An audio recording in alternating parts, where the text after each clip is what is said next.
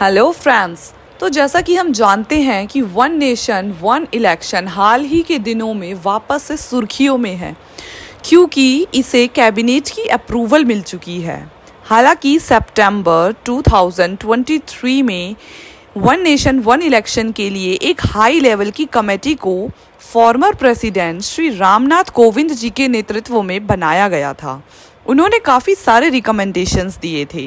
इस कमेटी की रिकमेंडेशन को फिलहाल कैबिनेट ने अप्रूवल दे दी है। वन नेशन वन इलेक्शन के जो बिहाइंड सेंट्रल आइडिया है वो ये है कि सभी स्टेट असेंबलीज के और लोकसभा के इलेक्शन एक ही टाइम पे कराए जाएं, ताकि जो कंट्री का टाइम, रिसोर्स और मनी है उसको सेव किया जा सके, और 5 साल में केवल एक ही बार इलेक्शन हो, ताकि सालों साल पूरा देश इलेक्शन में ना रहे। हालांकि जब हमारा कॉन्स्टिट्यूशन बनके तैयार हुआ था, उसके बाद जब पहली बार इलेक्शन हुए थे 1951 में, तब से लेकर 1967 तक इलेक्शंस जो थे वो साइमल्टेनियसली ही हुआ करते थे, यानी कि लोकसभा के और सभी स्टेट्स असेंबलीज के इलेक्शन एक ही साथ हुआ करते थे। कि आगे चलकर हम देखते हैं कि 1968 और 1969 के दौर में कुछ लेजिस्लेटिव असेंबलीज की गवर्नमेंट के डिसॉल्व होने की वजह से ये जो साइकिल है वो डिसरप्ट हो गई, और फिर 1970 में हम देखते हैं कि लोकसभा के भी डिसॉल्व होने से इस प्रक्रिया में बाधा आ गई, और फिर फ्रेश इलेक्शन 1971 में हुए। ये वो टाइम था जिसके बाद इलेक्शंस की जो प्रक्रिया थी वो स्टेट असेंबलीज में और लोकसभा में अलग अलग टाइम पर होने लगी। लॉ कमीशन ऑफ इंडिया ने भी अपनी 170th रिपोर्ट में इलेक्टोरल लॉज को लेकर रिफॉर्म्स की बात कही थी,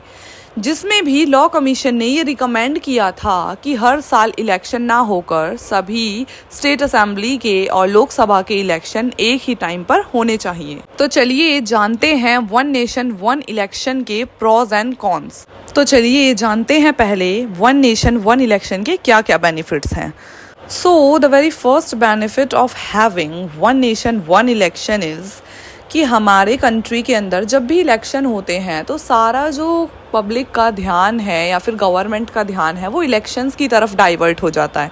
जिसकी वजह से जो कंट्री की ग्रोथ है वो रुक जाती है। अब वन नेशन वन इलेक्शन जैसी पॉलिसीज़ को प्रमोट करने का मतलब है कि पूरे 5 साल में एक ही बार इलेक्शन होंगे और रिमेनिंग टाइम पर कंट्री की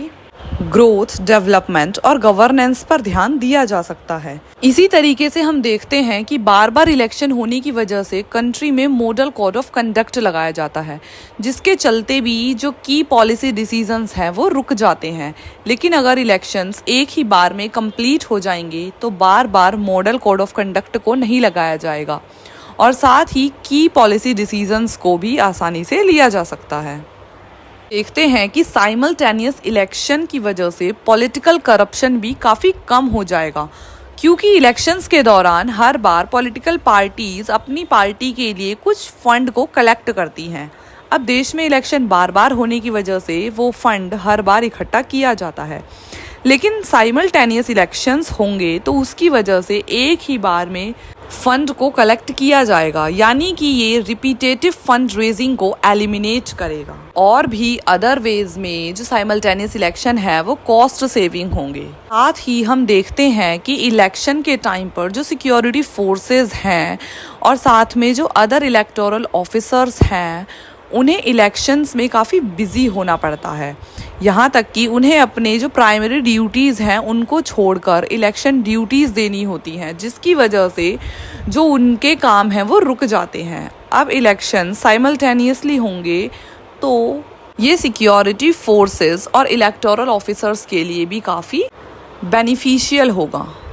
वन नेशन वन इलेक्शन का एक ये भी फ़ायदा है कि अब जो सरकार का कार्यकाल रहेगा वो एक फिक्स 5 साल का रहेगा, और यहाँ तक कि अगर कोई गवर्नमेंट चाहे वो लोकसभा में है या स्टेट असेंबलीज में प्री मैच्योरली डिसॉल्व हो जाती है, यानी कि अपना 5 साल का कार्यकाल पूरा किए बिना, जैसे कि मान लीजिए कोई सरकार जो है वो 2 साल में ही डिसॉल्व हो जाती है, तो अब जो चुनाव होंगे और जो सरकार चुन के आएगी वो नेक्स्ट 3 इयर्स के लिए ही रूल कर सकती है, यानी कि नेक्स्ट 5 इयर्स में जो चुनाव होने थे वो एज इट इज होंगे। यानी कि अब जो इलेक्शंस की डेट्स होंगी वो फिक्स्ड हो जाएंगी और 5 साल सिर्फ वही सरकार पूरे कर सकती है जो अपने उस फिक्स टाइम से लेकर के और बिना डिसॉल्व हुए पूरे 5 साल का कार्यकाल पूरा करेगी। कि अगर कोई गवर्नमेंट बीच में ही डिसॉल्व हो जाती है और दूसरी गवर्नमेंट बनती है तो वो केवल बचे हुए कार्यकाल में ही शासन कर सकती है। इस पॉलिसी के तहत इलेक्शंस की जो डेट है उसे फिक्स कर दिया जाएगा और इस पॉलिसी के तहत ये सुनिश्चित किया जाएगा कि देश पूरे टाइम इलेक्शंस में ना रहे। हालांकि वन नेशन वन इलेक्शन के काफ़ी सारे चैलेंजेस भी हमारे सामने हैं, जिसकी वजह से अपोजिशन हमेशा ही इसे अपोज करता आया है। वन नेशन वन इलेक्शन का सबसे बड़ा चैलेंज तो इलेक्शन कमीशन को ही है कि हमारे कंट्री की, क्योंकि पॉपुलेशन भी काफ़ी ज़्यादा है और इंडिया एज अ कंट्री काफ़ी बड़ा है, इसलिए one nation one election commission के लिए भी अपने आप में काफ़ी बड़ा चैलेंज है, क्योंकि इतने बड़े लेवल पे इलेक्टोरल एक्सरसाइज कराना एक काफ़ी ज़्यादा मैसिव चैलेंज के रूप में सामने आता है। आर्टिकल 1 के तहत हमारे कंट्री को एक फेडरल स्ट्रक्चर मिला हुआ है, लेकिन हम देखते हैं कि साइमल्टेनियस इलेक्शन फेडरलिज्म के लिए भी एक चैलेंज है, क्योंकि जब एक ही बार एक ही साथ इलेक्शन होंगे तब कहीं ना कहीं नेशनल इश्यूज़ को हाईलाइट करने के चक्कर में जो स्टेट के इश्यूज़ होंगे, जो लोकल इश्यूज़ होंगे, उन्हें दबा दिया जाएगा, सरपास कर दिया जाएगा, जिसकी वजह से जो स्टेट गवर्नमेंट्स हैं उनको इसका काफ़ी ज़्यादा नुकसान देखने को मिलेगा और ये स्टेट गवर्नमेंट्स की इंडिपेंडेंस और ऑटोनॉमी पर भी एक क्वेश्चन मार्क लगाता है। अगर हम आसान भाषा में देखें तो हम पाएंगे कि जो नेशनल लेवल की पार्टीज़ हैं उसको साइमल्टेनियस इलेक्शन से काफ़ी ज़्यादा बेनिफिट मिलेगा,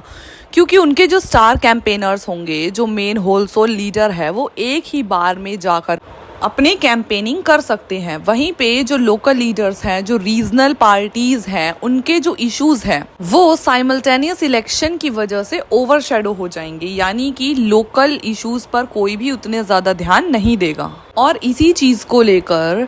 अपोजिशन ने one nation one election policy का विरोध दिखाया। हालांकि वन नेशन वन इलेक्शन की पॉलिसी को अगर हम ओवरऑल देखें तो ये कंट्री के बेनिफिट में ही है और अब क्योंकि इसे कैबिनेट की अप्रूवल भी मिल चुकी है, बहुत ही जल्द हम पाएंगे कि one nation one election policy को इम्प्लीमेंट भी कर दिया जाएगा। आज के वीडियो में बस इतना ही। If you have gained some knowledge from this video, then please do subscribe it, like it and share it with your friends.